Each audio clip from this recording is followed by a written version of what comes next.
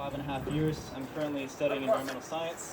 I'd like to share a quote from one of my favorite books. It's called The Sand County Almanac. He says, "Our bigger and better society is now like a hypochondriac, so obsessed with its own economic health as to have lost the capacity to remain healthy." Leopold published his book in 1949. At that time, carbon emissions were about 310 parts per million.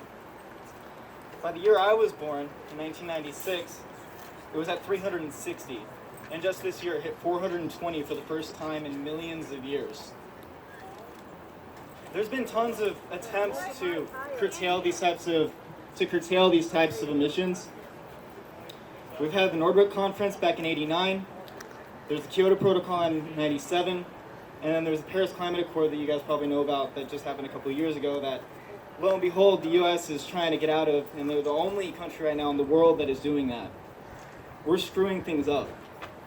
We've emitted twice as much carbon cumulatively since 1750 than any other country.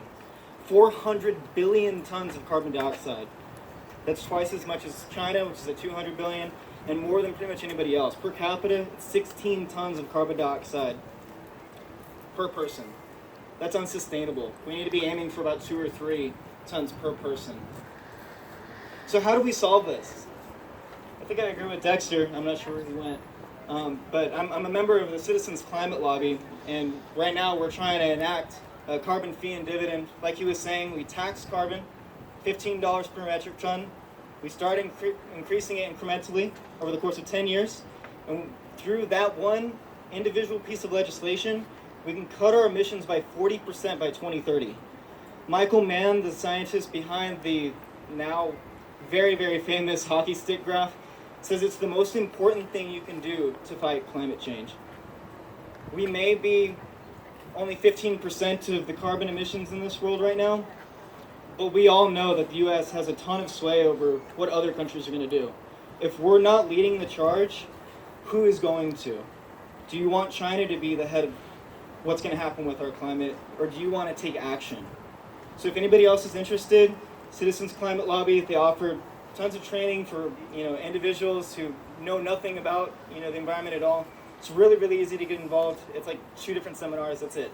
So, yeah, thank you. Thank you.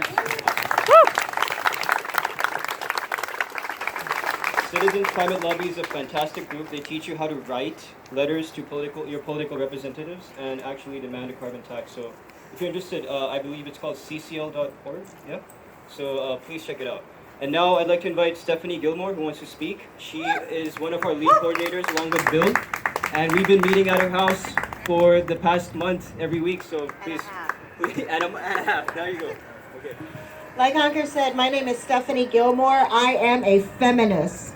I am also an environmental justice activist. How do I put those 2 things together? Reproductive justice.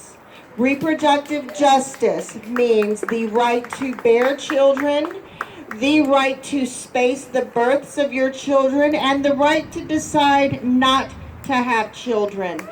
This is an environmental issue because reproductive justice means we must care about the air we breathe, the water we drink, the food we eat. It is about labor, not just reproductive labor, but productive and paid labor as well. We must understand that environmental justice is intimately connected to every form of justice that we seek in this world as we desire to upend capitalism. Reproductive justice is the only way that we will find environmental justice in this county and in this world. Thank you.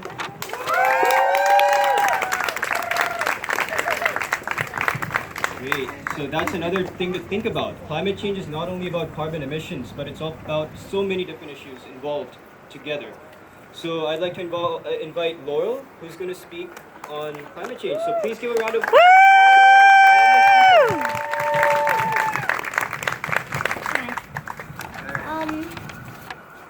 I've been interested in this for many years. Since I was really little, I've been a major animal lover. And when I became aware of this, it was scary, really, and daunting because I hadn't known. And I realized that it was super important that we take action and address this climate crisis. Because if we don't do something soon, we don't have a chance at a future. And it's just very, very important to me. This is my first climate rally. And, it makes me very happy that so many people are here. And We're pretty happy yes. you're here. Yes. Yeah. Thank you. Thank you. That's about all I have to say. Good job. Good job.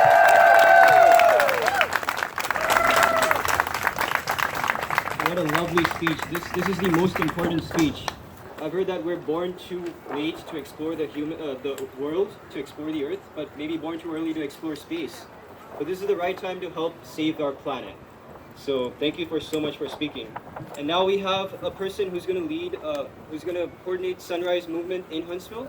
Her name is Armida, and please give a round of applause for her. Woo! Hi, okay, so I'm Armida.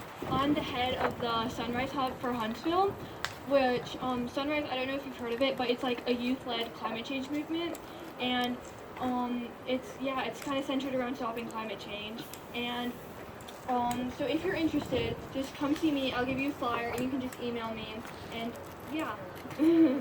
Thank you.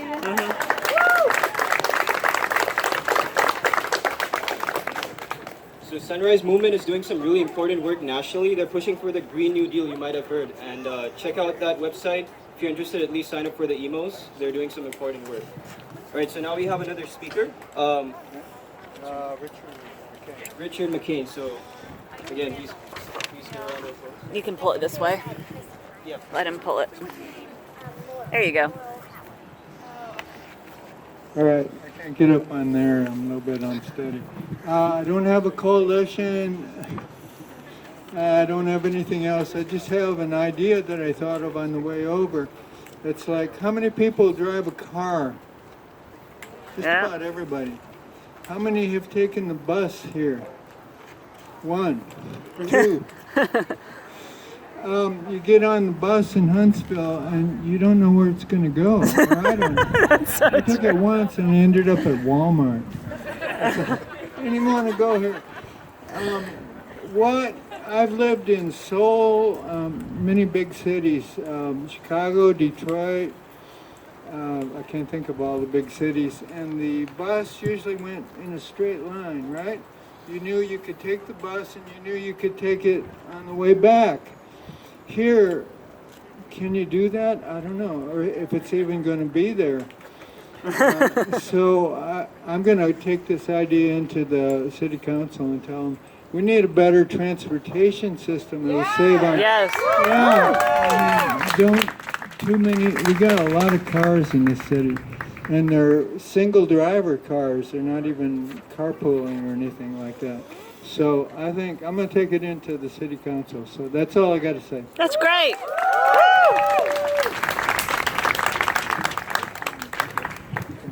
Okay, so our last speaker, anyone wants to share any ideas? 2 minutes, anyone wants to speak? Yeah, okay. Yeah, let's get her first. Yeah. Okay, so last 2 speakers, guys, so be ready.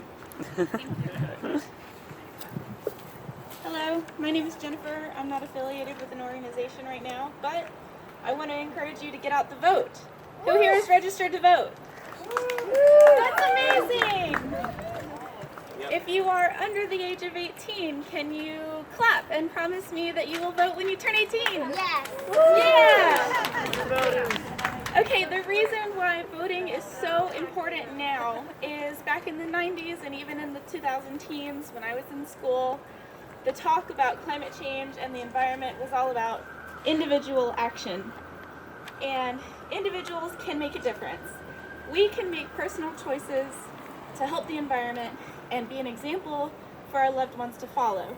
but that can only take us so far. What we need the government to do is not to control our lives, not to try to overreach their bounds, but to try to make doing the right thing easier and make doing the wrong thing harder. Yeah. That's it. That's all I Thank you. Excellent, excellent. So from our speeches, we know that there are different levels of action. There's individual, there's government, political action, but there's also middle ground, which is a community action. So in your neighborhoods, in your workplaces, if you can encourage sustainable action, that might be the most powerful thing you can do on a local level. So we have Donald, who's going to speak. He's awesome. Thank you. So first and foremost, I want to thank everybody for coming out. This is fantastic that you're all here. For those of you who don't have an organization and want to find one to get involved with, you can come hit me up. I co-run an organization called the Homeless Construction Coalition with a couple of other local activists.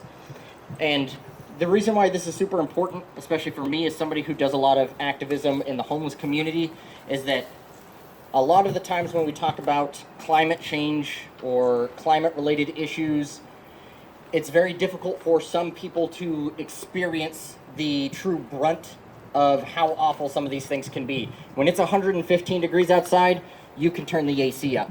Somebody who's living in a tent out in the streets can't. When the weather patterns change and we get 6 straight weeks of rain during hurricane season, you can stay in your home or you can be in a car that gets you to someplace safe. Our homeless brothers and sisters can't. They are stuck flooding out of the places that we have already kind of forced them into the back dredges of our cities. And we need to be a lot more cognizant as we move forward that as much as this hurts us, we're not the first ones to suffer. So if you're interested in finding an organization that you can get out and help, November 10th at the Lumber Yard, we're holding a benefit concert in accordance with, or in conjunction with Spice Radio to help raise some funds. One of the first things our organization does is we build pallet platforms to help get them elevated and out of the ground. So when it does rain, when it does snow, when it does get cold, they can get some protection from those elements. We pick up tents, we pick up propane, we find ways to help feed them, clothe them, get them out of the abominable weather that is a direct cause of climate change. So if you are interested, you can find us on Facebook at the Homeless Construction Coalition, or you can come chat with me after this. Once again, give yourselves a round of applause. Yes. You guys are crushing it.